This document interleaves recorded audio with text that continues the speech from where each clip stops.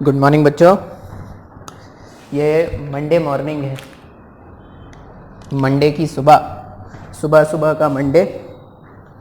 और स्टार्ट करते हैं। स्टार्ट करने से पहले एक सवाल, तो कैसे हैं आप लोग? ट्रेंडिंग है भाई अभी, एक तो ये ट्रेंडिंग है और एक भाई का गाना आया है, भाई का गाना सुन सकते हो, ये भी ट्रेंडिंग है। भाई भाई नहीं, भाई भाई नहीं, क्या कहते मियाँ भाई, अली में दिवाली में अली, रमज़ान में राम। ठीक है, तो for the sense of communalism अच्छा सॉन्ग है, ठीक है। लेकिन कचड़ा हो गया, भाई ने गा दिया। भाई किसी और से गाने को बोल दिया होता, भाई वीडियो में आ जाते तो बहुत अच्छा था। वो बेस्ट होता, वो अरमान मलिक से उसको गाने को गवा लेता है। या अभी वो जो हमारा है हीरो, क्या नाम है, जुबिन नौटियाल, वो बहुत अच्छा गा रहा है। जुबिन नौटियाल से वो गाने गवा लेते हैं। कोई नहीं, छोड़ो, अपन स्टार्ट करते हैं। तो इससे पहले वाले लेक्चर में ना मैंने तुमको क्या किया था, सरफेस टेंशन सिखाया है, ठीक है।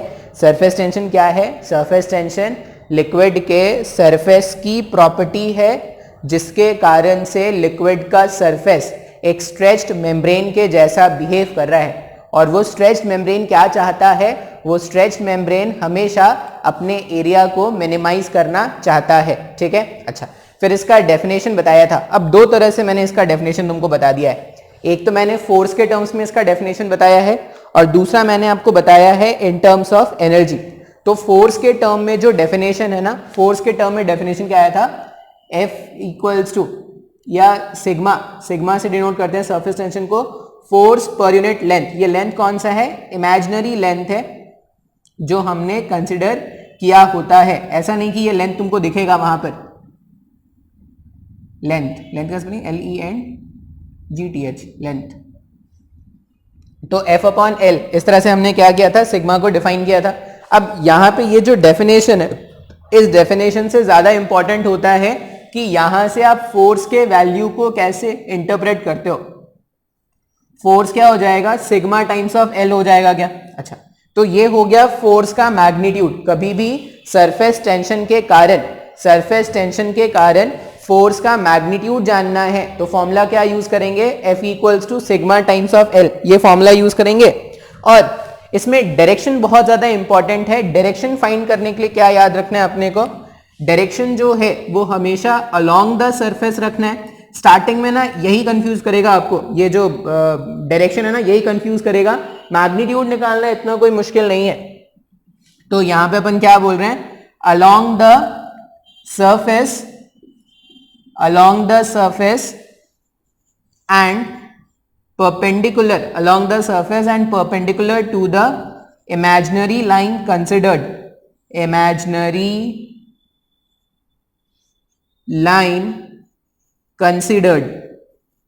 इसे पहले वाले लेक्चर्स में ये सब बताया है, ठीक है। एक इसका रफ एक डायग्राम ये बता दूं मैं। ऐसा एक इमेजिनरी लाइन कंसिडर करते हैं, तो जो सरफेस टेंशन कारण फोर्स दिखाते हैं वो क्या है? इस इमेजिनरी लाइन के परपेंडिकुलर दिखाते हैं और अलोंग द सरफेस दिखाते हैं। ये क्या है? ये सरफेस है, ठीक है। सरफेस मतलब लिक्विड का सरफेस था ऐसा, यहाँ पे एक इमेजिनरी लाइन ऐसा कंसिडर कर दिया, तो ये जो फोर्स है वो इमेजिनरी लाइन से परपेंडिकुलर दिखाना है और अलोंग द सरफेस दिखाना है। तो तुमको स्टार्टिंग में बार बार बोल रहा हूँ, स्टार्टिंग में डायरेक्शन ही प्रॉब्लम करेगा। तुम न्यूमेरिकल सॉल्व करना स्टार्ट करोगे, तुमको लगेगा सर डायरेक्शन ही नहीं समझ में आ रहा है, फोर्स किस तरफ लगाए। क्योंकि फोर्स का मैग्नीट्यूड पता है, फोर्स का डायरेक्शन हो गया, तो सिर्फ NLM मिला के क्वेश्चन बनाए जाते हैं, ठीक है। एक ये तरीका हो गया था डेफिनेशन का। फिर डेफिनेशन का हमने एक और तरीका देखा है। डेफिनेशन का एक और तरीका हमने क्या देखा था? डिफाइन हम करेंगे in terms of surface energy. Surface energy के टर्म्स में भी हमें क्या करना है? डेफिनेशन बताना है। अब सरफेस एनर्जी क्या था? तो हमने क्या देखा था कि जितने भी मॉलिक्यूल्स सरफेस पर होते हैं, जितने भी मॉलिक्यूल सरफेस पर हैं, उनकी एनर्जी जो बल्क वाले मॉलिक्यूल्स हैं उनसे ज्यादा है। तो सरफेस वाले मॉलिक्यूल्स की एनर्जी ज्यादा है, इसका मतलब क्या है? सरफेस वाले मॉलिक्यूल्स ने कुछ एनर्जी एक्वायर करके रखा है। और वो जो एनर्जी होता है उसको हमने कैसे कैलकुलेट किया था? तो मैंने सिग्मा का एक और डेफिनेशन आपको बताया था इस तरह से। सिग्मा इक्वल्स टू क्या आया था? Work done per unit change in area. जैसे हमने क्या बताया था कि मान लो ये लिक्विड का सरफेस है और इस मॉलिक्यूल को, ये एक बल्क वाला मॉलिक्यूल है, बल्क वाले मॉलिक्यूल को ऊपर लेके आना है, खुद से तो आएगा नहीं बल्क वाला मॉलिक्यूल ऊपर। अब अगर ये खुद से नहीं आएगा तो इसको ऊपर ले जाने के लिए एक्सटर्नल एजेंट क्या करेगा, वर्क डन करेगा। जो भी एक्सटर्नल एजेंट वर्क डन करेगा वही सिस्टम में स्टोर हो जाएगा in the form of its potential energy. तो यहां पे हम क्या बोलेंगे कि जो भी वर्क डन किया गया है, जो भी वर्क डन किया गया है सरफेस एरिया को इंक्रीज करने के लिए, वही सिस्टम में स्टोर हो जाएगा in the form of its potential energy. तो यहां पे हम सिग्मा को कैसे डिफाइन करें, work done per unit change in area. ठीक है, अब यहां पे अगर एरिया इंक्रीज किया गया है, मान लो ये एरिया बढ़ाया गया होगा तो वर्क डन क्या हो गया, पॉजिटिव हो गया। ठीक है, इफ एरिया इज इंक्रीज्ड, अगर एरिया को बढ़ाया गया है तो work done by external agent is positive. ठीक है, if area is increased work done by external agent is positive, that implies energy of the surface will increase, energy of the surface will increase. ठीक है, ये हमेशा याद रखना, अगर work done by area external agent positive है तो surface energy क्या होगा, इंक्रीज होगा। और सेकंड स्टेटमेंट क्या करना, if surface area is reduced, अगर सरफेस एरिया कम हो रहा है, if surface area is reduced energy is released. ठीक है, अगर तुमने वर्क डन किया, तुमने अगर एरिया बढ़ाया तो एनर्जी बढ़ गया, और अगर सरफेस एरिया कम हो रहा है, सरफेस एरिया कम होगा तो क्या हो जाएगा, एनर्जी भी कम हो जाएगा। जिस तरह से सरफेस एरिया को बनाने के लिए वर्क डन खर्च करना पड़ा था, उसी तरह जब ये सरफेस एरिया कम होगा तो एनर्जी रिलीज होगा। ठीक है, अब यहां से एनर्जी मुझे कैसे लिखना होगा, जब भी मैं एनर्जी के बारे में बात करूं तो एनर्जी को, ये वर्क डन को अपन एनर्जी से रिप्लेस कर सकते हैं, क्योंकि ये जो वर्क डन कर रहे हैं वही तो एनर्जी में स्टोर हो रहा है। तो एनर्जी को क्या लिख देंगे, sigma times of change in area. इससे पहले वाले लेक्चर में मैंने ये सब तुमको सिखा दिया था, मतलब सरफेस टेंशन क्या है और सरफेस टेंशन को डिफाइन कैसे करते हैं, या सरफेस टेंशन का यूज कैसे लेना है अपने को, मैंने तुमको इतना कुछ सिखा दिया है। ठीक है, इतनी बातें अगर याद है तो एक सिंपल सा प्रॉब्लम इसमें सॉल्व करते हैं। ये बहुत ही कॉमन सा प्रॉब्लम है, हर बुक में तुमको मिल जाएगा ये। ठीक है, डस्टर, वो वाला डस्टर नहीं यूज करेंगे, वो डस्टर नहीं है, वो क्या है, वो ब्लैकर है, वो हमारे व्हाइट बोर्ड को ब्लैक कर देता है, इसको हटा देता है। एक मैं नाम मेंशन करना चाहूंगा, mister Sonu Sood, he is like a देव मानुस राइट नाउ। ही इज, जो भी उसकी एक्टिविटी है, जो भी वो काम कर रहा है, ही इज लाइक अ देव मानुस।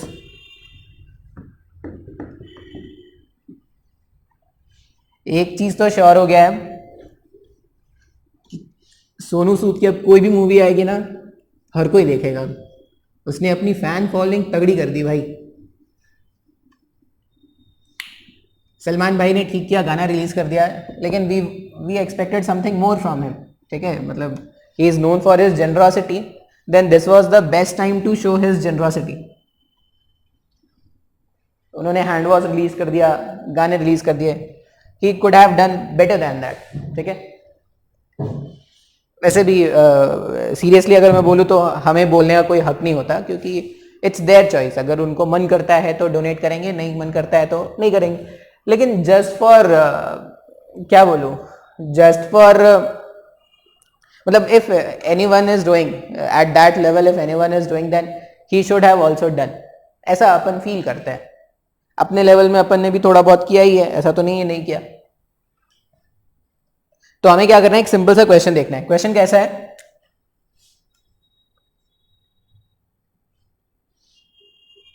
A drop of radius, a drop of radius r is broken into, a drop of radius r is broken into n identical drops.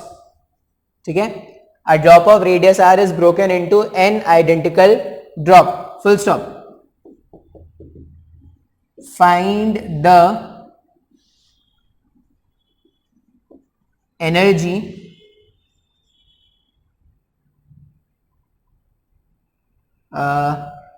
नहीं, फाइंड द वर्क डन, यहां पे लिखो find the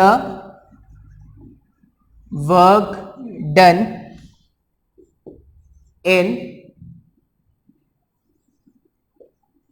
breaking the bigger drop, breaking the bigger drop. बात समझ में आ रहा है? ये हमारे पास क्वेश्चन, एक स्पीयर था, एक लिक्विड का स्पीयर था, कितना रेडियस का? आर रेडियस का। इस स्पीयर को क्या करना है? एन छोटे छोटे स्पीयर्स में अपने को क्या करना है? ब्रेक करना है।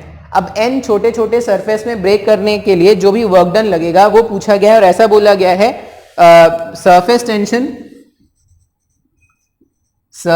Tension is given to be sigma. ये क्वेश्चन में मेंशन है कि क्वेश्चन में सरफेस टेंशन कितना यूज करेंगे? सिग्मा यूज करेंगे, ठीक है। अच्छा, अभी ऐसे क्वेश्चन ना, मतलब इसका एक पार्ट तुमने अपने 10th के ज्योमेट्री में सॉल्व किया होगा। 10th के ज्योमेट्री में तुमने क्या क्वेश्चन सॉल्व किया है कि अगर मेरे पास वो कन्वर्जन वाले प्रॉब्लम याद है क्या? वो मेंस्ट्रुएशन जो चैप्टर होता था उसमें कन्वर्जन वाले प्रॉब्लम होते थे। कन्वर्जन वाले प्रॉब्लम क्या कि एक कोन है, कोन को हमने हेमिस्फीयर में कन्वर्ट कर दिया और हेमिस्फीयर का डायमेंशंस पूछते थे, ऐसा कुछ सॉल्व करते थे क्या? तो जब कोन को मतलब एक शेप को जब आप दूसरे शेप में कन्वर्ट करते हो तो उसमें क्या कंजर्व्ड रहता है या क्या कांस्टेंट रहता है? तो अगर मटेरियल चेंज नहीं हो रहा, मतलब अगर डेंसिटी चेंज नहीं हो रहा, ऐसे तो मास क्या रहता है? मास कांस्टेंट रहता है। लेकिन अगर डेंसिटी कांस्टेंट है तो वॉल्यूम भी कांस्टेंट रहेगा क्या? मतलब वॉल्यूम बिफोर और वॉल्यूम आफ्टर को इक्वेट करने से अपने को नए डायमेंशन मिल जाते थे। तो यहां पर भी पहले भी ड्रॉप था, अभी भी ड्रॉप है, लिक्विड का ही ड्रॉप है। पहले आर रेडियस का था, ऐसा पहले क्या था? एक बड़ा सा ड्रॉप है आर रेडियस का।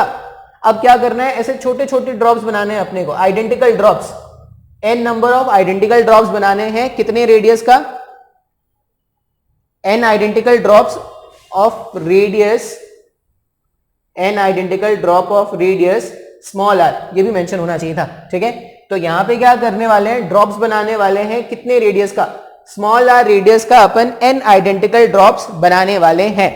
अब अपने को क्या करना है? वर्क डन पूछा है, मतलब यहां पर इसको वैसे एन आइडेंटिकल ड्रॉप्स में कन्वर्ट करने में जो वर्क डन लगेगा वही तो अपने को कैलकुलेट करना है। अच्छा, फिर हमने एक और चीज यहां पे क्या देखा है कि वॉल्यूम जो रहेगा, वॉल्यूम क्या रखना है अपने को? वॉल्यूम अपने को कंजर्व करके रखना है।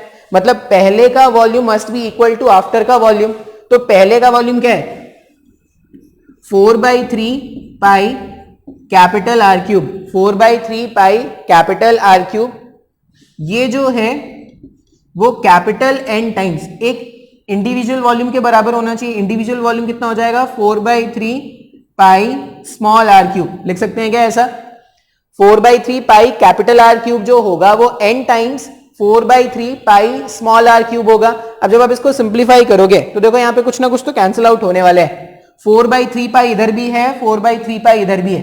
अगर अपन ने 4/3 पाई से 4/3 पाई कैंसिल आउट कर दिया तो जो नया रेडियस बनने वाला है स्मॉल आर, जो नया रेडियस बनने वाला है स्मॉल आर क्यूब को अपन ऐसा भी लिख सकते हैं ना, r cube divided by n. इसका मतलब स्मॉल आर का वैल्यू कितना रखेंगे? R divided by N to the power 1/3। अब मैंने स्मॉल आर का वैल्यू फाइंड कर लिया है कैपिटल आर के टर्म्स में। बोलोगे सर आपने ऐसा क्यों फाइंड किया? क्योंकि मुझे वर्क डन कैलकुलेट करने के लिए, अगर मुझे वर्क डन कैलकुलेट करना है तो मुझे चेंज इन एरिया कैलकुलेट करना पड़ेगा ना। क्योंकि वर्क डन का सिंपल सा फॉर्मूला हमने क्या देखा था? वर्क डन का सिंपल सा फॉर्मूला हमने देखा है, वर्क डन जो है वो क्या है? सिग्मा टाइम्स ऑफ, ये फिर से मैंने ये डस्टर यूज कर लिया, ये गलती मेरी।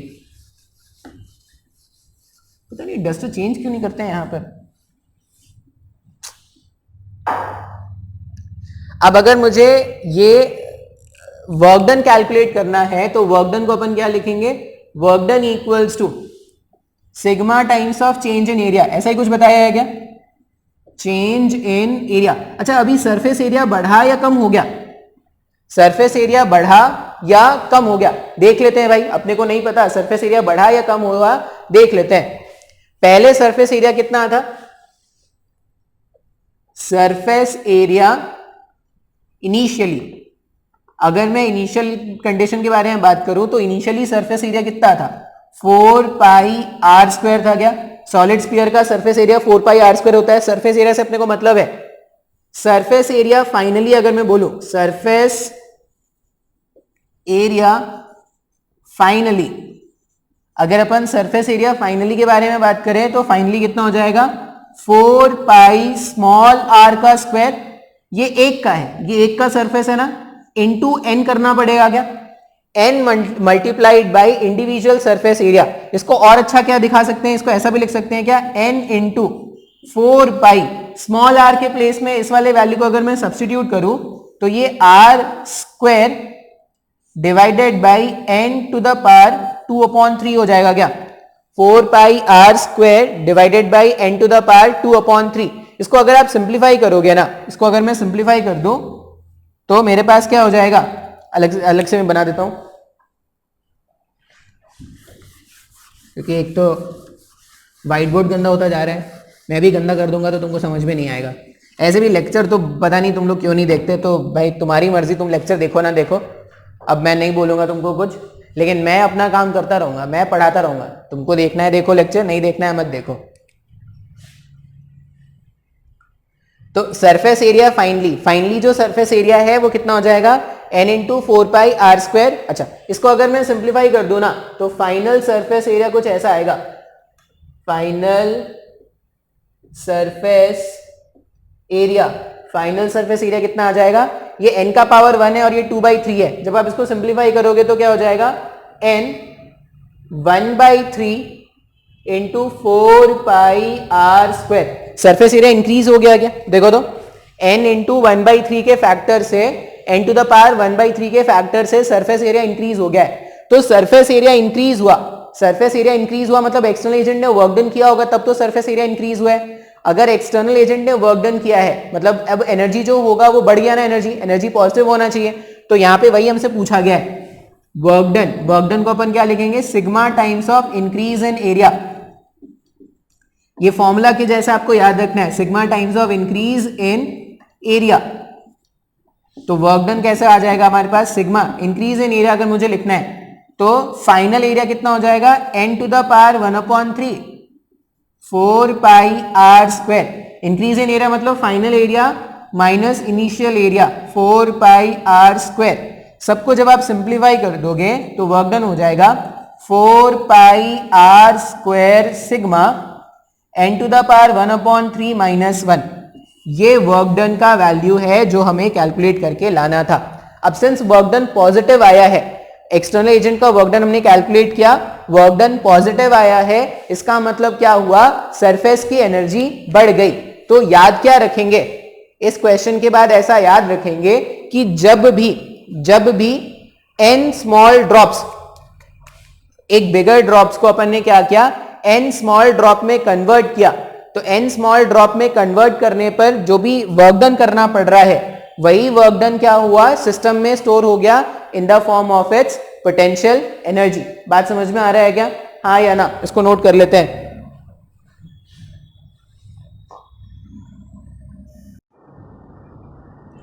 इससे पहले वाले प्रॉब्लम में हमने क्या किया था, एक बड़ा सा ड्रॉप था जिसको n छोटे ड्रॉप्स में डिवाइड किया था। इसका उल्टा भी हो सकता है क्या, अच्छा हमने क्या देखा, जब बड़े से ड्रॉप को n छोटे छोटे आइडेंटिकल ड्रॉप्स में डिवाइड करना होता है तो एक्सटर्नल एजेंट को वर्क डन करना पड़ता है, मतलब सिस्टम की एनर्जी क्या हो रही है, बढ़ रही है। ठीक है, एक्सटर्नल एजेंट ने वर्क डन किया तो सिस्टम की एनर्जी बढ़ रही है। इसी का उल्टा सोचो, अगर उल्टा क्या हो जाएगा, मान लो n आइडेंटिकल ड्रॉप्स होते, n आइडेंटिकल ड्रॉप्स होते, इन ड्रॉप को कंबाइन करने का मतलब क्या होता है ना, एक वर्ड यहां पे लिखा होता है कोलेस या कोलास, ठीक है, एक वर्ड होता है कोलेस। इन सबको कंबाइन करके एक बड़ा सा ड्रॉप फॉर्म करना है। तो अगर इन सबको कंबाइन करके एक बड़ा सा ड्रॉप करोगे तो पहले सरफेस एरिया था ज्यादा, अब सरफेस एरिया हो गया कम। तो अगर सरफेस एरिया ज्यादा से कम हुआ, इसका मतलब क्या हो गया, एनर्जी रिलीज हुआ होगा क्या। अब जो भी एनर्जी रिलीज होगा वो एनर्जी अपने को यूज करना होगा अलग अलग फॉर्मेट में। जैसे ऐसा बोलेंगे, मान लो कि n identical drops of radius small r coalesce to form a bigger drop, ठीक है। Find the change in temperature, ऐसा अगर आपको बोलेंगे find the change in temperature, अब बोलोगे सर चेंज इन टेम्परेचर कहां से होगा? चेंज इन टेम्परेचर करने के लिए तो हीट एनर्जी सप्लाई करना पड़ेगा। अब यहां पर अगर आप ध्यान से देखोगे तो यहां पे जो एनर्जी रिलीज होगा ना, यहां से यहां कन्वर्ट करने में जो भी एनर्जी रिलीज होगा वो कहां जाएगा? वो कहीं ना कहीं सिस्टम ही है ना, तो वो क्या करेगा? सिस्टम के एनर्जी को बढ़ा सकता है क्या? तो सिस्टम के एनर्जी को अगर वो बढ़ाएगा, इसका मतलब क्या करेगा? सिस्टम के टेम्परेचर को बढ़ाएगा। तो जो भी एनर्जी यहां पे रिलीज होगा ना, एनर्जी जो भी यहां पे रिलीज होगा उसको सिंपली क्या कर देना, एनर्जी रिलीज्ड उसको सिंपली क्या कर देंगे, एम एस डेल्टा टी से इक्वेट कर देंगे। सॉल्व करने पर चेंज ऑफ टेम्परेचर आपको मिल जाएगा। बात समझ में आ रहा है? तो दो फॉर्म पे ये क्वेश्चन पूछे जा सकते हैं। पहला फॉर्मेट होगा कि एक बड़ा ड्रॉप है, उसको छोटे छोटे ड्रॉप्स में डिवाइड कर दिया, तो उसमें क्या हो रहा है? सरफेस एरिया इंक्रीज हो रहा है। छोटे छोटे ड्रॉप्स में डिवाइड करने से सरफेस एरिया इंक्रीज हो रहा है। वॉल्यूम कांस्टेंट है, याद रखना, वॉल्यूम कांस्टेंट है, सरफेस एरिया इंक्रीज हो रहा है। सरफेस एरिया इंक्रीज हो रहा है मतलब एक्सटर्नल एजेंट को वर्क डन करना पड़ेगा। अब जो भी एक्सटर्नल एजेंट वर्क डन कर रहा है वही सिस्टम में स्टोर होगा in the form of its energy, ठीक है। ये पहला टाइप का क्वेश्चन हो गया। दूसरा टाइप का क्वेश्चन क्या होगा? जस्ट रिवर्स पूछेंगे। क्या बोलेंगे कि n आइडेंटिकल हमारे पास स्फेरिकल ड्रॉप्स है, उनको कोलेस करके, उनको कंबाइन करके एक बड़ा सा ड्रॉप बनाना है। तो पहले सरफेस एरिया ज्यादा था, बाद में सरफेस एरिया कम हो गया। तो सरफेस एरिया कम हो गया, इसका मतलब एनर्जी रिलीज हुआ होगा क्या? अब जो भी एनर्जी रिलीज होगा उसको क्या करेंगे? अपने क्वेश्चन के हिसाब से यूज कर लेंगे। जैसे अगर मैंने बोला कि find the change in temperature, तो जो भी एनर्जी रिलीज हुआ उसको ms डेल्टा टी से इक्वेट कर देना। ms डेल्टा टी से इक्वेट करोगे, सिंप्लीफाई करोगे, आंसर आ जाएगा। अच्छा, अब ये सरफेस टेंशन का हम क्या करने वाले हैं? नेक्स्ट में जो पढ़ेंगे वो सरफेस टेंशन का सेकंड मोस्ट इंपॉर्टेंट टॉपिक है। फर्स्ट मोस्ट टॉपिक कौन सा होगा? जो लास्ट टॉपिक अपन पढ़ेंगे ना, वो उसका फर्स्ट मोस्ट इंपॉर्टेंट है। अभी तक हमने जो पढ़ा है उसमें से क्वेश्चन आता है लेकिन बहुत कम आता है। अब जो पढ़ेंगे ना वो सबसे ज्यादा, मतलब वो सेकंड मोस्ट इंपॉर्टेंट है। अब कैसे इंपॉर्टेंट है? क्या नाम है टॉपिक का? तो टॉपिक का नाम है excess pressure. Excess pressure, PRESSURE, excess pressure inside, excess pressure inside a liquid, inside a liquid drop।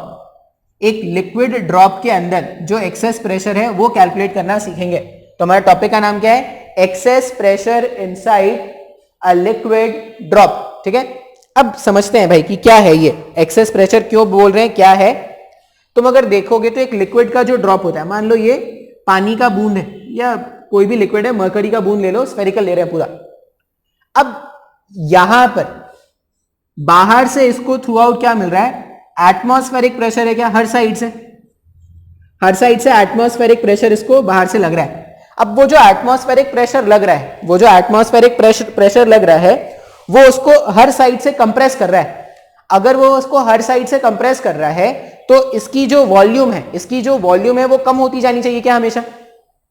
क्यों कम होती जानी चाहिए? क्योंकि बाहर में जो एटमॉस्फेयर है वो लगातार इस पे फोर्स अप्लाई कर रहा है, तो इसका जो रेडियस है वो शॉर्टन होना चाहिए। लेकिन ऐसा होता है क्या? नहीं, ऐसा नहीं हो रहा है। इसका मतलब क्या है कि अंदर में भी कोई प्रेशर होगा जो इसके रेडियस को कम होने नहीं दे रहा। अब वो जो अंदर में प्रेशर है इसको मैं क्या बोल रहा हूं? P inside. और इसको और जनरलाइज करने के लिए P नॉट जो है ना उसको जनरल मान लेते हैं P आउटसाइड। अब ये P आउटसाइड कुछ भी हो सकता है, ठीक है। ये एटमॉस्फेरिक प्रेशर भी हो सकता है अगर एटमॉस्फेयर में खुला है तो। अंदर में जो प्रेशर है, लिक्विड, जो भी मेरे लिक्विड का ड्रॉप है, ड्रॉप के अंदर में जो प्रेशर है उसको मैंने बोला P इनसाइड, ठीक है। और लिक्विड के बाहर जो प्रेशर है उसको अपन क्या बोल रहे हैं? P outside.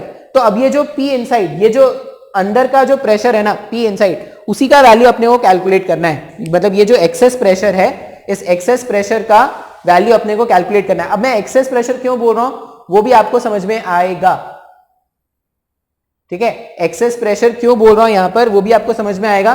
तो इसका बहुत सारा तरीका होता है प्रूफ करने का। अपन एक तरीका देखते हैं। तरीके में क्या करना है ना, ये जो बबल है या सॉरी ये जो लिक्विड का ड्रॉप है उसको ऐसे आधा आधा कट कर दो। बीच से क्या करना है, लिक्विड के बबल को अपने को कट कर देना है। बात समझ में आ रहा है? मतलब ये एक हाफ है यहां पे और यहां पे कहीं पे दूसरा हाफ होता। हमने क्या किया, जो भी लिक्विड बबल गिवन था उसको दो हिस्सों में बांट दिया है ऐसे। अभी एक तो यहां पर बाहर में प्रेशर है, बाहर का प्रेशर है, बाहर का प्रेशर इस तरफ से लग रहा है जिसको हम क्या बोल रहे हैं, पी आउटसाइड। और क्या होगा, एक प्रेशर अंदर के डायरेक्शन में भी है, एक प्रेशर अंदर के डायरेक्शन में भी है, पी इनसाइड। ये पी इनसाइड ही इसको क्या हो रहा था, इसको कंप्रेस होने नहीं दे रहा था, इसके शेप को मेंटेन करके रख रहा था, ये पी इनसाइड। अच्छा, इसके साथ ही साथ इसमें ना एक और फोर्स लगेगा। कौन सा? इसमें एक तो अगर मैं प्रेशर के टर्म्स में बोलूं तो ये प्रेशर हो गया, प्रेशर हो गया। और अगर मैं फोर्स के टर्म्स में लिखूं तो मैं क्या हो जाएगा, प्रेशर इनटू एरिया। अच्छा, मैंने तुमको प्रोजेक्टेड एरिया सिखाया था क्या? जब भी कर्व्ड सरफेसेस में, जब भी कर्व्ड सरफेसेस में फोर्स कैलकुलेट करना होता है तो प्रेशर इनटू प्रोजेक्टेड एरिया करते हैं। अब इस केस में ना प्रोजेक्टेड एरिया ये होगा, अगर ये इसका प्रोजेक्टेड एरिया अगर आप देखोगे तो ये जो एरिया है ना ये हमारा प्रोजेक्टेड एरिया है। बात समझ में आ रहा है? ये जो एरिया बन रहा है सर्कल का ये हमारा प्रोजेक्टेड एरिया है। तो अगर मैं प्रेशर के कारण, आउटसाइड प्रेशर के कारण फोर्स लिखो, क्यों? क्योंकि ये ना इक्विलिब्रियम में है, तो इक्विलिब्रियम में है तो हम क्या करेंगे, फोर्सेस को इक्वेट करेंगे। तो मैं अगर फोर्स लिखूं पी आउटसाइड के कारण तो वो क्या हो जाएगा, इसका रेडियस अगर आर है तो P outside into pi are square का फोर्स लगना स्टार्ट हो जाएगा। क्या? ये मैंने प्रोजेक्टेड एरिया का कंसेप्ट तुमको फ्लूइड में ही सिखाया था। वो जब हमने प्रेशर के कारण फोर्स कैलकुलेट किया था ना तो अलग अलग शेप में फोर्स कैलकुलेट करना सिखाते हैं। Pi are square into P out. अच्छा, पी इनसाइड के कारण जो फोर्स जनरेट होगा वो भी कितना हो जाएगा, pi are square into P inside. ये दो फोर्सेस तो मैंने दिखा दिए। इसके अलावा एक और फोर्स होगा जो यहां पे लगेगा।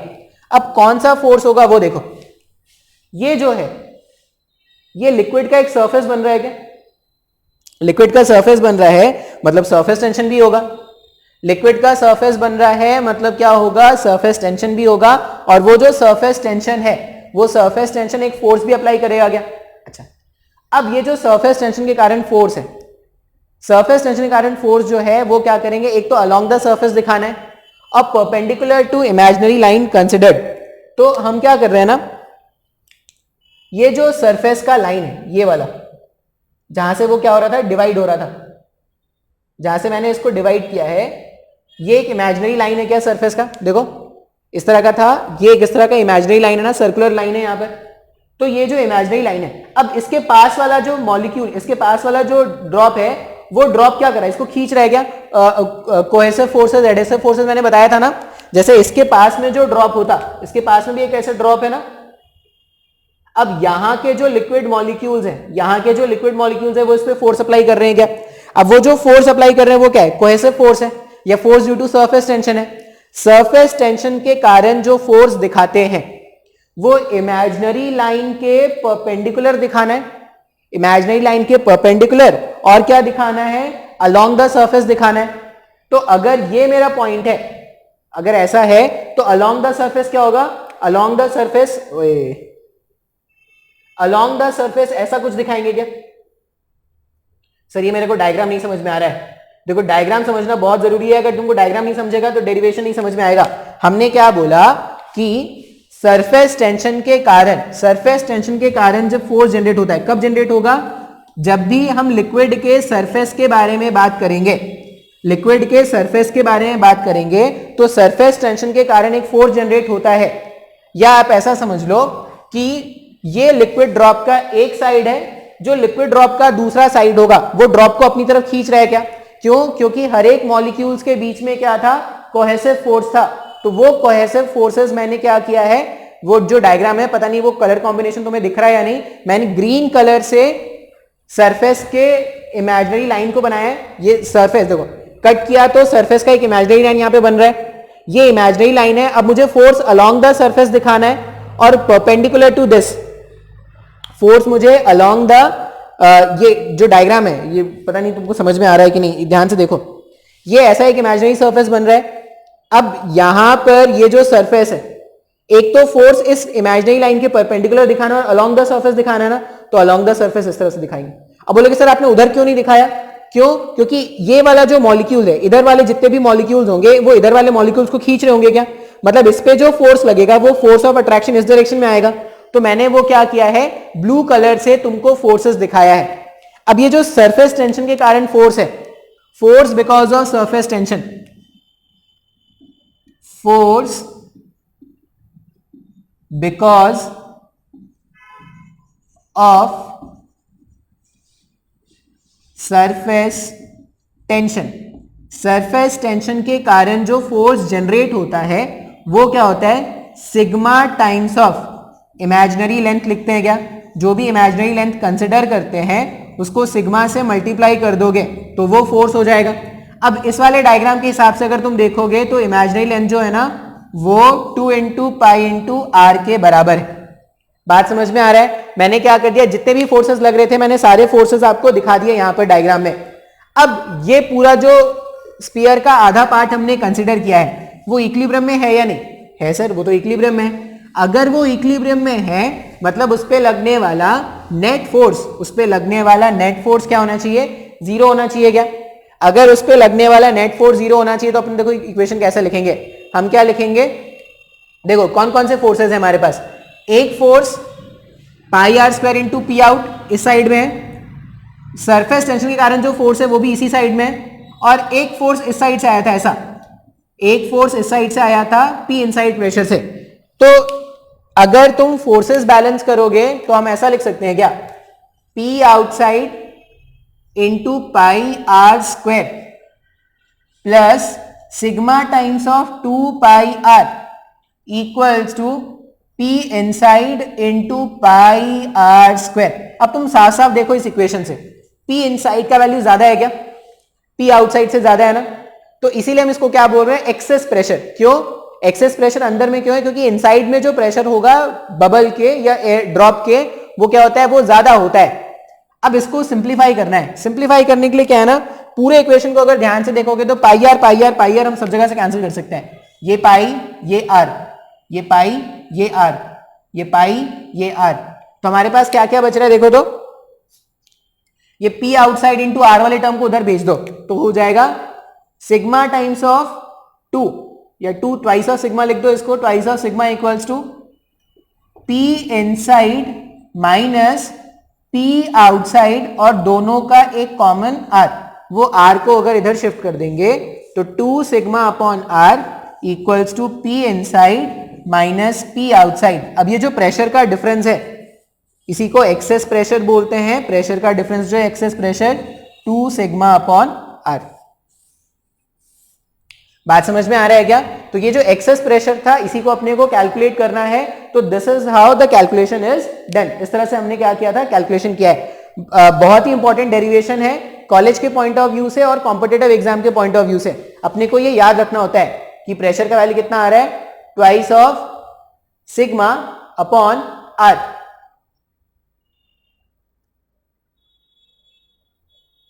ठीक है, ये मेरे पास डेरिवेशन का एक पार्ट हो गया। अब जैसा ये डेरिवेशन है ना, एक्सेस प्रेशर अपने को याद क्या रखना है कि एक्सेस प्रेशर लिक्विड ड्रॉप के अंदर होता है 2 सिग्मा अपॉन आर, जहां पर सिग्मा क्या है, जहां पर सिग्मा जो है वो लिक्विड का सरफेस टेंशन है, सरफेस का सरफेस टेंशन है, और r is the radius of the drop. बात समझ में आ रहा है? अच्छा, एक और चीज अगर मैं उस डायग्राम को देख के कंक्लूजन निकालूं, वो जो डायग्राम है इस साइड से अगर देखोगे तो ये इसका कॉन्वेक्स एंड है क्या? अगर वो तुमने मिरर विरर पढ़ा होगा, मिरर लेंसेज से पढ़ा है क्या? इस साइड से अगर देखोगे तो ये इसका कॉन्वेक्स एंड है। अगर ये इसका कॉन्वेक्स एंड है तो इस साइड से अगर देखा जाए तो ये इसका कॉन्केव एंड है क्या? हाँ या ना? तो अपन ये भी कंक्लूजन निकाल सकते हैं क्या?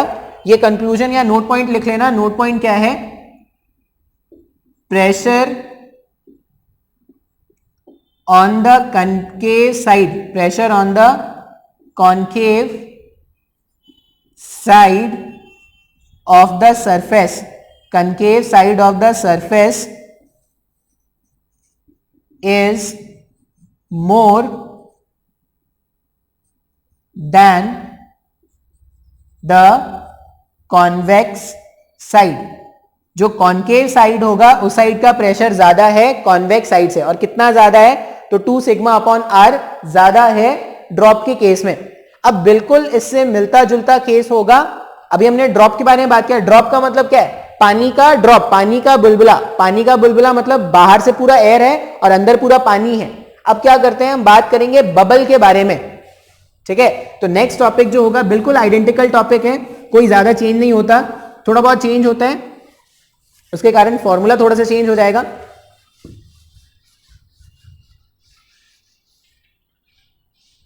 ये सब जो डेरिवेशंस अभी मैं कराऊंगा ना, ये तुम्हारे कॉलेज के एग्जाम में भी पूछते हैं भाई।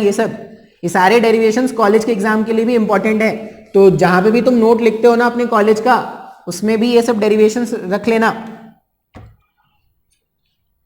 नेक्स्ट में हम क्या बात करने वाले हैं? Excess pressure. Excess pressure inside a soap bubble, ठीक है। सोप बबल के अंदर जो एक्सेस प्रेशर होगा वो कैलकुलेट करने वाले हैं। अब ये सोप बबल और वो जो लिक्विड ड्रॉप हमने सीखा था, उसमें क्या डिफरेंस है? जो सोप बबल हमने पढ़ा था, सॉरी, जो हमने लिक्विड का ड्रॉप पढ़ा था, लिक्विड ड्रॉप क्या था? अंदर पूरा पानी पानी भरा है या अंदर पूरा लिक्विड लिक्विड भरा है और बाहर से एक सरफेस बन रहा है क्या? हाँ या ना? अच्छा, अब ये सोप बबल जो है ना, सोप बबल का अगर आप स्ट्रक्चर देखोगे तो ये सोप बबल दिखने में तो वैसा ही है भाई, दिखने में वैसा ही है, लेकिन इसके अंदर में भी एयर है और इसके बाहर में भी एयर है क्या? हाँ या ना? मतलब एक सरफेस अंदर से फॉर्म हो रहा है और दूसरा सरफेस बाहर से फॉर्म हो रहा है क्या? जो बबल हमने, जो लिक्विड का ड्रॉप हमने देखा था, उसमें क्या था? सिर्फ बाहर से सरफेस था, सिर्फ S2 प्रेजेंट था, S1 प्रेजेंट था क्या? नहीं। तो बस यही डिफरेंस है। जब भी मैं बात करूं लिक्विड ड्रॉप और एयर बबल की, एयर बबल में क्या हो, एयर बबल, लिक्विड बबल जो भी है, जब भी मैं बबल के बारे में बात करूं तो इसका मतलब समझ जाना कि यहां पर क्या है, दो सरफेसेस बनने वाले हैं। अब दो सरफेसेस जो बनने वाले हैं उसमें एक है S2, दूसरा को मैंने क्या रख दिया? S1, ठीक है। अब डेरिवेशन देखते हैं। सर तो डेरिवेशन में क्या चेंज आएगा? बहुत ही आसान है, अगर तुमको पहला डेरिवेशन समझ में आ गया होगा तो दूसरा भी समझ में आ जाएगा। फिर से हम कंसिडर करते हैं लिक्विड ड्रॉप का आधा हिस्सा। अब यहां पर जो डायग्राम है उसमें क्या है, एक अंदर का सरफेस है और एक बाहर का सरफेस है क्या? तो बाहर के सरफेस को, ये जो बाहर का सरफेस था उसको मैंने ब्लैक से दिखा दिया है, और ऐसा मान लो एक अंदर भी सरफेस फॉर्म हो रहा है। अब ये ब्लू तो शायद विजिबल होगा नहीं, दूसरा कलर यूज करते हैं, ग्रीन यूज करते हैं। एक अंदर से भी एक सरफेस डेवलप हो रहा है क्या?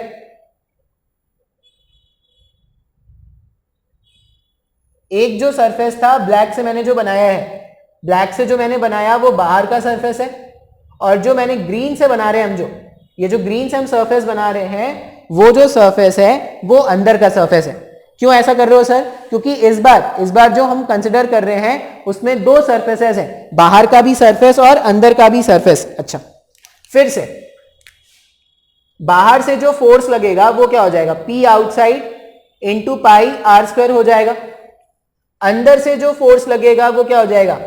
P inside into pi are square, ठीक है। बाहर से जो फोर्स है वो P outside into pi are square, अंदर से जो फोर्स है वो P inside into pi are square. इसके अलावा क्या है, वो जो बाहर वाला सरफेस है ब्लैक वाला, उस पे अगर मैं फोर्स दिखाऊं तो उस पे जो फोर्स है वो ऐसा लगेगा, जो बाहर वाला सरफेस है उस पे फोर्स ऐसा लगेगा, और इस बार जो अंदर वाला सरफेस है उस पे भी फोर्स लगेगा क्या? तो एक टाइप के फोर्स को मैंने ब्लू से दिखाया है। बाहर जो सरफेस है, बाहर सरफेस पे जो फोर्स लग रहा है उसको ब्लू से मैंने दिखा दिया, और जो अंदर से फोर्स लगेगा, अंदर वाले सरफेस पे जो फोर्स लगेगा उसको मैं रेड कलर से मेंशन कर रहा हूं। बात समझ में आ रहा है क्या? मतलब जो सरफेस टेंशन का फोर्स है, उस सरफेस टेंशन के फोर्स का अब मेरे पास दो तरह के सरफेस टेंशन के कारण फोर्स जनरेट हो रहे हैं, एक बाहर वाले सरफेस के लिए और एक अंदर वाले सरफेस के लिए। अब फिर से अगर मैं कंडीशन लिखूं, इक्विलिब्रियम का कंडीशन लिखूं, तो देखो क्या क्या फोर्सेस है। इस साइड के फोर्सेस अगर लिखे जाए तो P outside into pi are square है। अब लिक्विड के अगर दो सरफेसेस फॉर्म हुए हैं, एक सरफेस के कारण जो फोर्स था, एक सरफेस के कारण जो फोर्स था वो क्या था, sigma times of 2 pi r था। तो दो सरफेसेस हैं तो twice of sigma times of 2 pi r हो जाएगा क्या। एक सरफेस के लिए अगर मैंने फोर्स लिखा था तो sigma times of 2 pi r लिखा था ना। अब ऐसे ऐसे दो सरफेसेस है, ब्लैक सरफेस और ब्लू सरफेस। अब दोनों का जो रेडियस होता है वो ऑलमोस्ट नेग्लिजिबली चेंज होता है दोनों में, तो दोनों को एक जैसा मान लो। तो मेरे पास P outside into pi are square, ये बाहर के प्रेशर के कारण फोर्स, ये सरफेस टेंशन के कारण फोर्स। अब ये याद रखना, जब भी दो सरफेसेस बनेंगे, जैसे मैंने वो जो तुमको डेरिवेशन कराया था इंक्रीज इन एरिया वाला, वो जो फ्रेम को लिक्विड के अंदर डालते थे, वहां पे मैंने बताया था एक सरफेस ऊपर फॉर्म हो रहा था, एक सरफेस नीचे फॉर्म हो रहा था। तो वहां पे भी इंक्रीज इन एरिया जब हमने लिखा था तो 2 times of L into x लिखा था क्या अपन ने। तो अगर जितने सरफेसेस फॉर्म होंगे उतना आपको क्या करना है, सरफेस टेंशन का फोर्स दिखाना है। तो 2 sigma 2 pi r equals to P inside pi are square. अब फिर से देखो क्या क्या कैंसिल आउट हो रहा है, क्या क्या कैंसिल आउट हो रहा है। तो सबसे पहले अपन क्या कर सकते हैं, pi R pi R pi R ये कैंसिल कर दो। पाई आर अगर कैंसिल कर दोगे, फिर से इनसाइड प्रेशर ज्यादा होने वाला है तो क्या लिखेंगे, P inside minus P outside into R. P inside minus P outside into R, ये हो जाएगा 4 सिग्मा। इस टाइम पर कितना हो जाएगा, 4 सिग्मा। इस तरह से हो जाएगा क्या। तो जो पी एक्सेस आने वाला है, जो पी एक्सेस आने वाला है वो हो जाएगा 4 sigma times 4 sigma divided by R. बात समझ में आया क्या।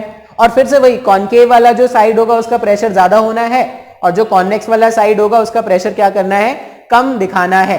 अब इसमें याद जो रखना है तुमको, याद क्या रखोगे, सोप बबल या सोप का जो बबल हो या लिक्विड का ड्रॉप हो, दोनों ही केस में जो एक्सेस प्रेशर है, मतलब इनसाइड का जो प्रेशर है वो ज्यादा है।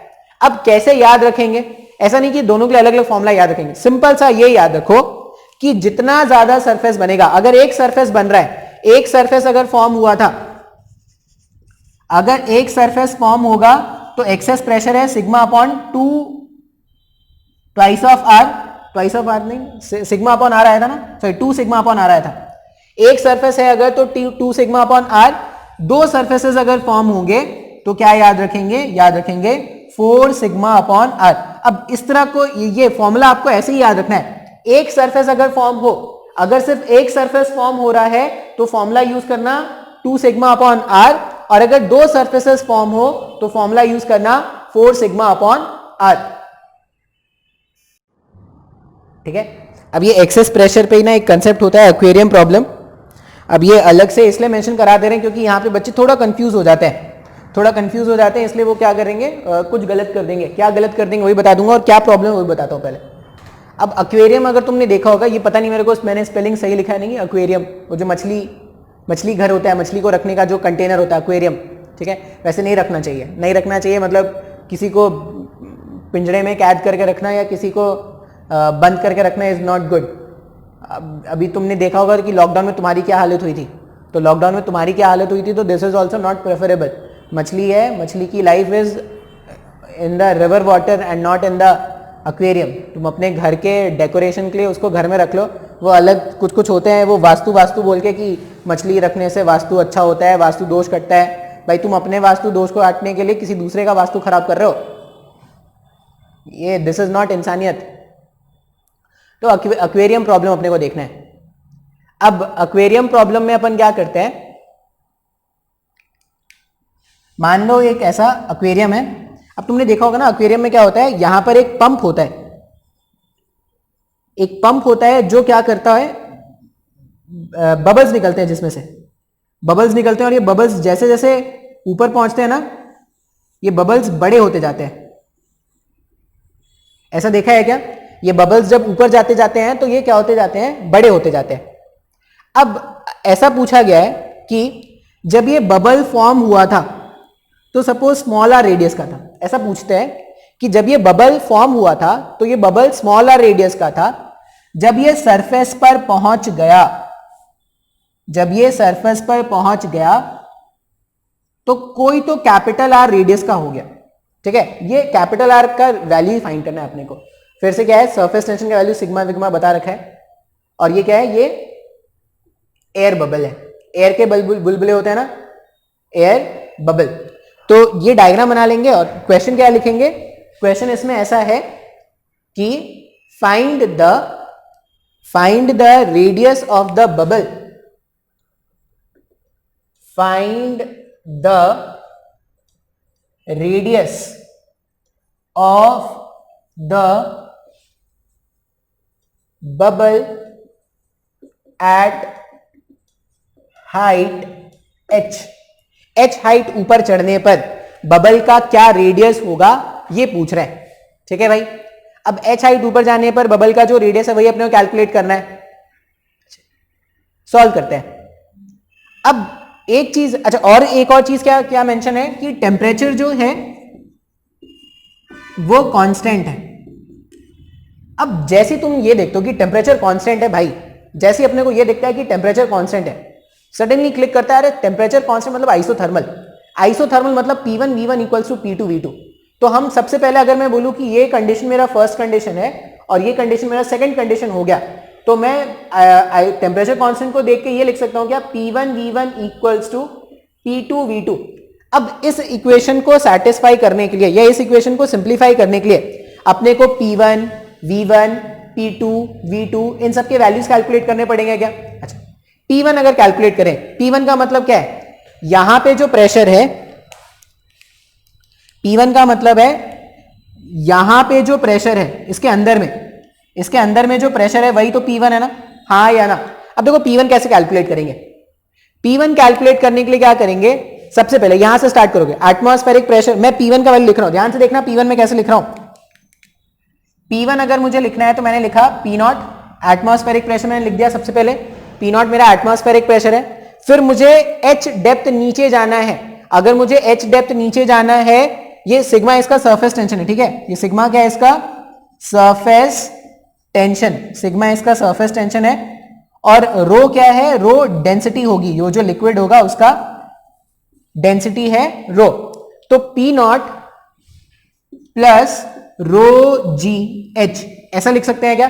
तो यहां पे P0 था, यहां पे आ गए नीचे, तो रो जी एच का प्रेशर इंक्रीज हो गया। अब आउटसाइड से जब इनसाइड जाएंगे, हमने ये पढ़ा था क्या, अभी हमने पढ़ा था P inside equals to P outside plus वो twice of sigma upon R, ऐसा कुछ पढ़ा था क्या, या 4 ऑफ सिग्मा अपॉन आर पढ़ा था ना। तो आउटसाइड से जब इनसाइड जाएंगे, अब बोलोगे सर इनसाइड क्यों जा रहे हैं, क्योंकि अपन P1 V1 P2 V2 ये तो एयर के लिए लिख सकते हैं ना, ये जो भी एयर होगा उसी के लिए लिखा जा सकता है। तो अंदर के बारे में अपने को बात करना पड़ेगा, अंदर का जो प्रेशर है।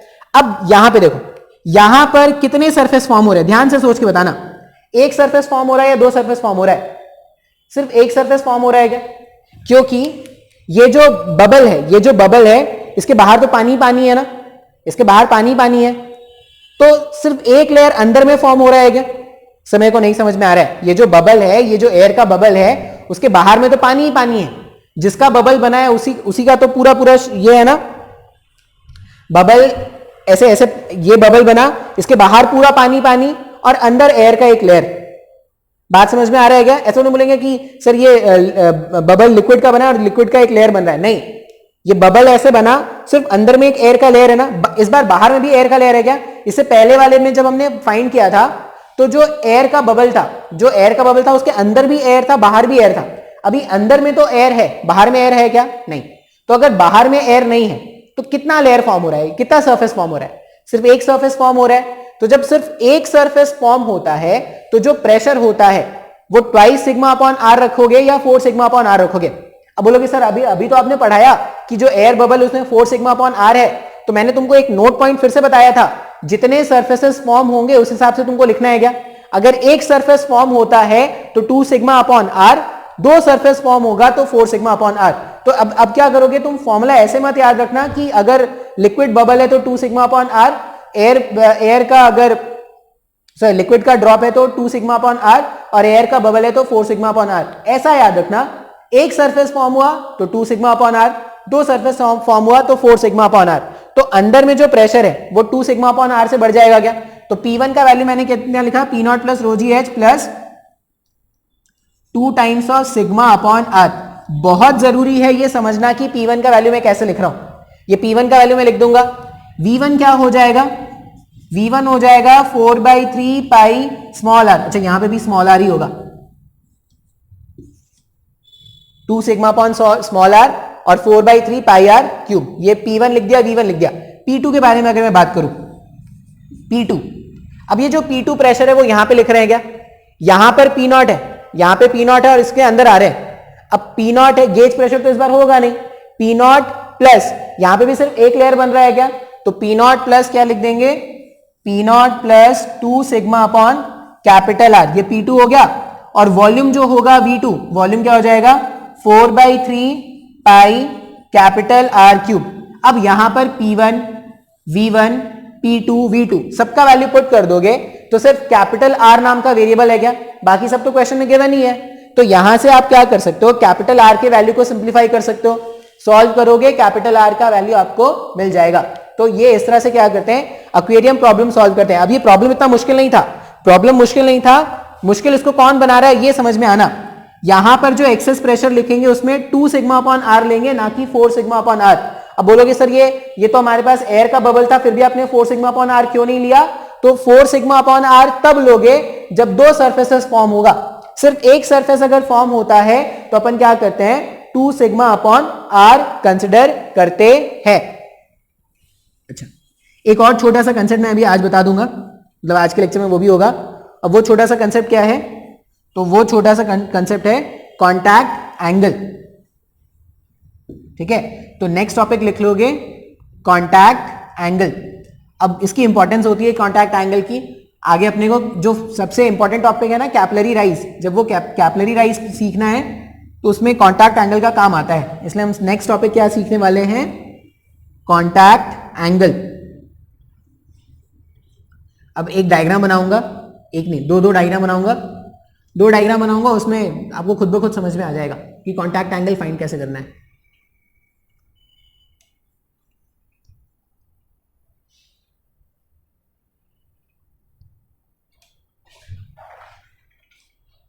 होए,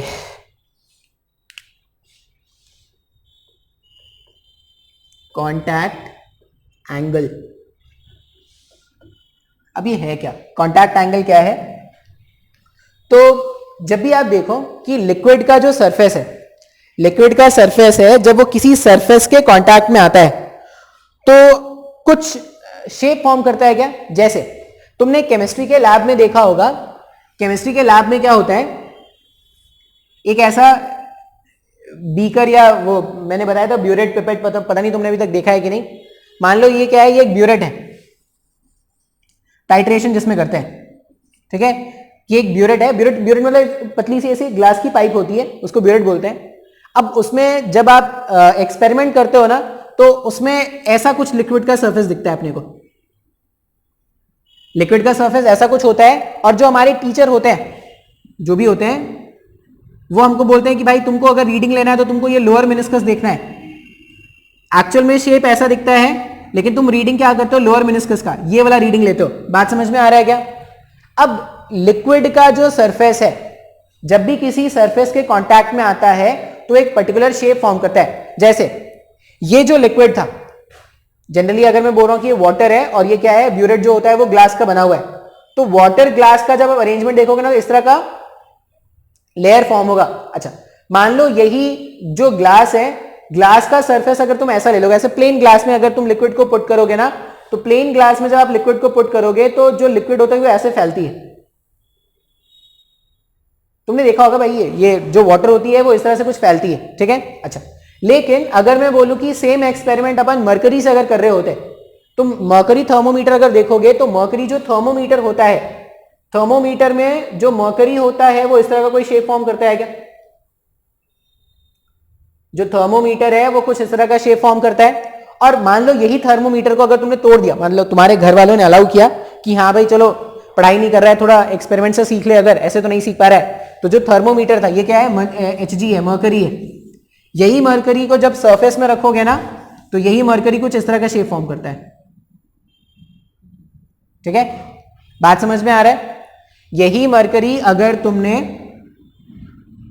सरफेस में रख दिया तो कुछ ऐसा शेप फॉर्म करता है, और वाटर को अगर तुम सरफेस में रखते हो तो कुछ इस तरह का शेप फॉर्म करता है। अब अलग अलग लिक्विड जो है, अलग अलग लिक्विड है, उनको जब तुम अलग अलग सरफेसेस में रखोगे तो अलग अलग शेप फॉर्म होगा। अब सर ऐसा क्यों हो रहा है, अलग अलग शेप क्यों फॉर्म हो रहा है? तो हमने एक कंसेप्ट पढ़ा था, cohesive force and adhesive force. हमने एक कंसेप्ट पढ़ा है, cohesive force and adhesive force. अब वो जो कंसेप्ट है, वो जो कंसेप्ट है उसको याद करते हैं। जैसे अगर मैं वाटर के बारे में बात करूं तो वाटर में क्या होता था, force of cohesion, force of cohesion कम होता है in comparison to force of adhesion, force of adhesion between glass and water. जैसे इसका बेस्ट एग्जांपल है, जब तुम बीकर में पानी डालते थे, बीकर में पानी डालते और पानी को जैसे ही रिमूव करते तो कुछ वाटर का ड्रॉपलेट बीकर के अंदर बच जाता है क्या? अब ऐसा क्यों बच गया? क्योंकि वो जो लिक्विड है, वो जो वाटर है, वाटर की टेंडेंसी सरफेस को वेट करने की है, सरफेस को वेट करने की है, या क्या बोल रहे हैं कि वाटर और उस कंटेनर का, वाटर और ग्लास का जो फोर्स ऑफ एडहेशन है वो स्ट्रॉन्गर है in comparison to force of cohesion. लेकिन उसी ट्यूब को साफ कर लिया, अब उसमें अगर मरकरी डालोगे ना, मरकरी डालोगे तो आप देखना कि जैसी मरकरी बाहर निकालोगे पूरी की पूरी मरकरी बाहर आ जाएगी, पूरी की पूरी मरकरी बाहर आ जाएगी। इसका मतलब क्या हो जाएगा, फोर्स ऑफ एडहेशन जो होगा, फोर्स ऑफ एडहेशन जो होगा वो, सॉरी, फोर्स ऑफ कोहेशन जो होगा वो स्ट्रॉन्गर होगा फोर्स ऑफ एडहेशन से। बात समझ में आ रहा है क्या? तो जब भी लिक्विड, मान लो तुमको ऐसा मिले, जब भी तुमको ऐसा मिले कि लिक्विड जो है वो वेट करती है, लिक्विड जो है वो सरफेस को वेट करती है, अगर कभी भी तुमको ऐसा मिले तो समझ जाना कि एडहेशन फोर्स ज्यादा है कोहेशन फोर्स के सामने। और कभी भी ऐसा मिले कि लिक्विड जो है वो वेट नहीं कर पा रही, इसका मतलब कोहेशन फोर्स ज्यादा है एडहेशन फोर्स के सामने। अब जब भी कोहेशन फोर्स का वैल्यू, जब भी कोहेशन फोर्स का वैल्यू एडहेशन से क्या मिलेगा, ज्यादा मिलेगा, तो सरफेस कुछ इस तरह का फॉर्म होगा। ठीक है, सरफेस क्या होगा, कुछ इस तरह का फॉर्म होगा। क्यों? क्योंकि ये जो मॉलिक्यूल्स उनकी टेंडेंसी क्या है, भाग के इधर आने की है। क्या यहां वाले जो मॉलिक्यूल्स की टेंडेंसी भाग के इधर आने की है, इसलिए क्या हो रहा है, जब भी वेट करने वाली लिक्विड होगी सरफेस को तो शेप इस तरह का फॉर्म होगा या इस तरह का फॉर्म होगा, और जब भी बिना वेट करने वाली लिक्विड होगी तो सरफेस वैसा फॉर्म होगा। ठीक है, यहां पे ये अगर तुम इधर से देखोगे तो ये क्या दिख रहा है, ये अपने को कॉनकेव एंड दिख रहा है, वहां से देखोगे तो वो क्या दिख रहा है, कॉन्वेक्स एंड दिख रहा है। अब यहां पे हमको डिफाइन करना है कॉन्टैक्ट एंगल। तो कॉन्टैक्ट एंगल क्या है, लिक्विड और सरफेस यहां पे कॉन्टैक्ट में है क्या, यहां पर यार, यहां पर, या ऐसा ऐसे कॉन्टैक्ट में है क्या? अब लिक्विड के सरफेस, लिक्विड का सरफेस और वो जो कंटेनर है वो जहां पर भी कांटेक्ट में है, जहां पर भी कांटेक्ट में है, उस कांटेक्ट पॉइंट से क्या करो, एक टेंजेंट ड्रॉ कर दो। उस कांटेक्ट पॉइंट से लिक्विड के सरफेस पर, उस कांटेक्ट पॉइंट पे, ये कांटेक्ट पॉइंट था, कांटेक्ट पॉइंट पर हमने क्या कर दिया, लिक्विड के सरफेस पर एक टेंजेंट ड्रॉप कर दिया है।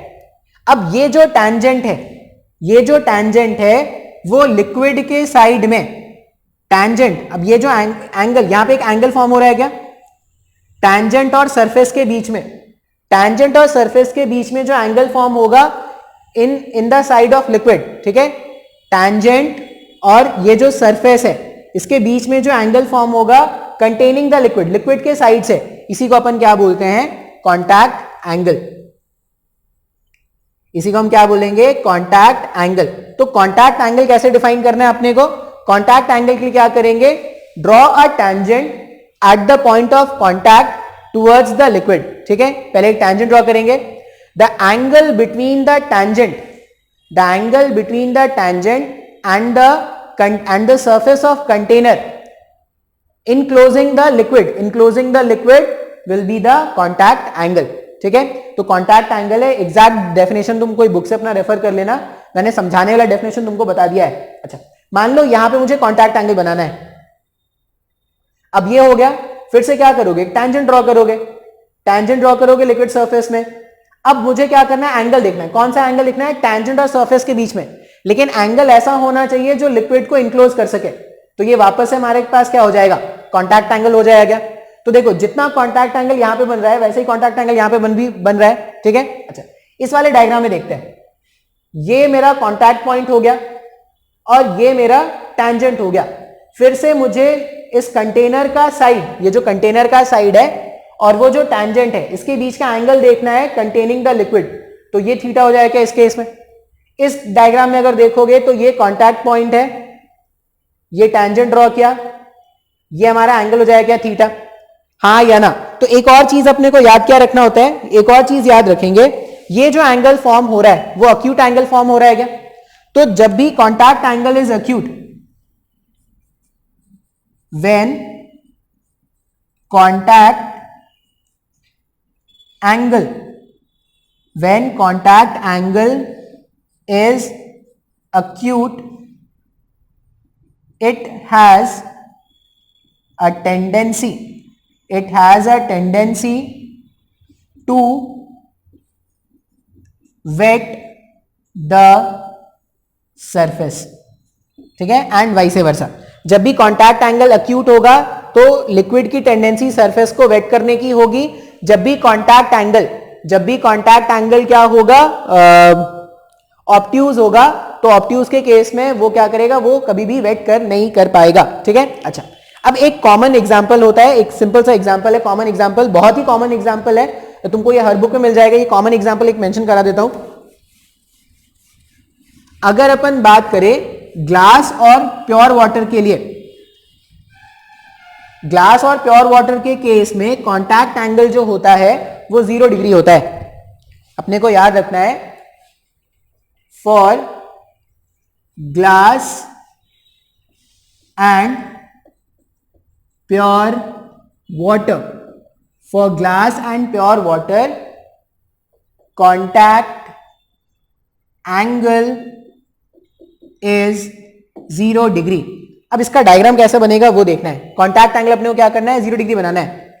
मान लो ये कंटेनर है हमारे पास, अब अपने को एंगल किसके बीच में चाहिए होता है, सरफेस और टैंजेंट के बीच में, ऐसा ही चाहिए होता है क्या। सरफेस और टैंजेंट के बीच में जो एंगल होता है वही तो अपना कॉन्टैक्ट एंगल होता है। अब अगर मुझे कॉन्टैक्ट एंगल 0 चाहिए, मतलब जो सरफेस का लाइन होगा वही टैंजेंट का भी लाइन होना चाहिए क्या। बात समझ में आ रहा है। अगर मुझे कॉन्टैक्ट एंगल 0 चाहिए, इसका मतलब जो सरफेस का डायरेक्शन होगा उसी लाइन के अलोंग टैंजेंट भी होना चाहिए क्या। तो टैंजेंट अगर सरफेस के अलोंग चाहिए, ऐसा इस डायरेक्शन में अगर टैंजेंट चाहिए, तो जो सरफेस बनना चाहिए वो हेमिस्फेरिकल शेप का होना चाहिए क्या, ऐसा।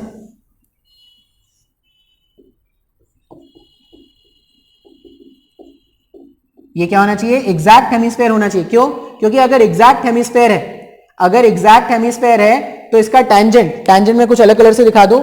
एग्जैक्ट हेमिस्फेयर अगर होता तो इसका टैंजेंट ऐसा ही बनता क्या, डायमीटर के परपेंडिकुलर।